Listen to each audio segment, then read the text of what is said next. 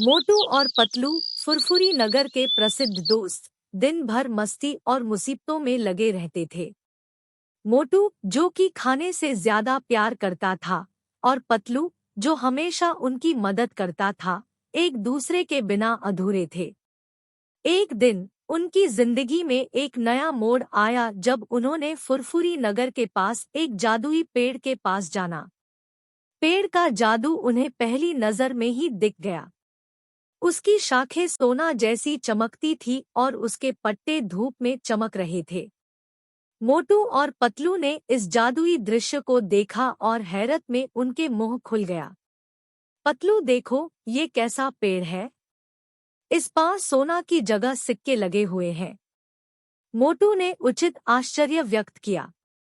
पतलू जैसे हमेशा समझदारी से उनको समझाने लगे, मोटू, हमें धीरे धीरे ये पेड़ समझना चाहिए।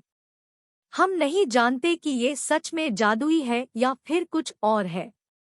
लेकिन मोटू का पेट खाने की भूख और सोना की चमक से भरा हुआ था।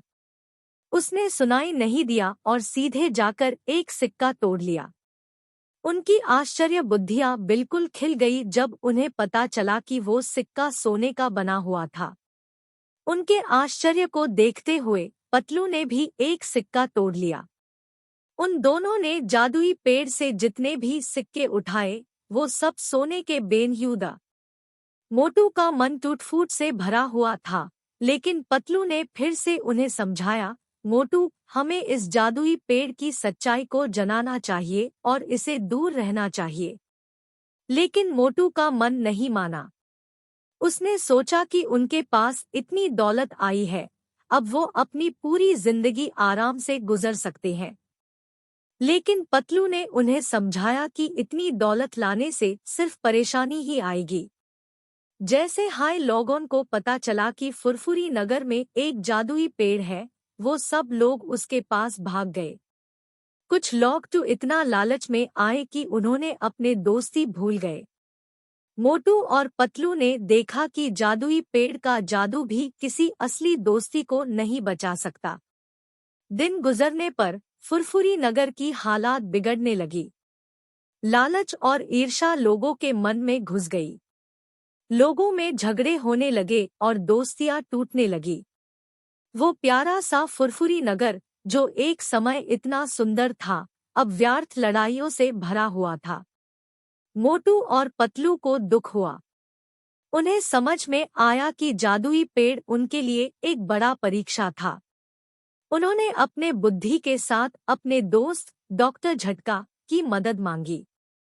डॉक्टर झटका ने उनका हाल सुना और कहा, मेरे दोस्त, तुम लोगों ने एक महान शक्ति को ढूंढ लिया है, लेकिन उस शक्ति का सही इस्तेमाल करना तुम्हारे ऊपर है। जादुई पेड़ ने दौलत तो दी है, लेकिन उसने लोगों के बुरे गुण भी उभारा है। अगर तुम इसे नहीं रोकोगे तो और भी परेशानी होगी। मोटू और पतलू ने डॉक्टर झटका की बात को समझा।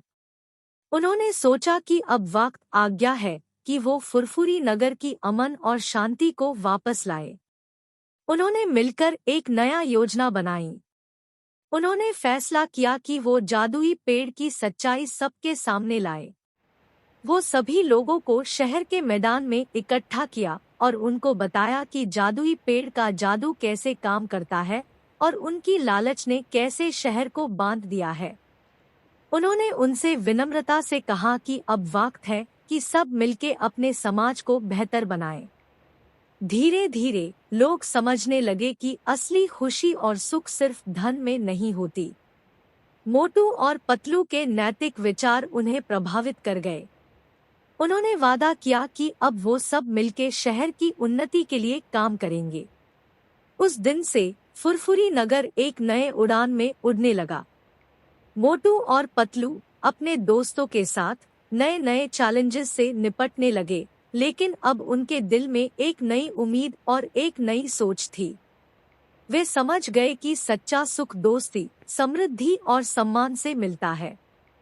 और जादुई पेड़, वो एक यादगार बन गया, एक यादगार जो दिखता था कि दोस्ती और इंसानियत के साथ साथ किसी भी जादुई शक्ति का समय का सही उपयोग करना कितना जरूरी है।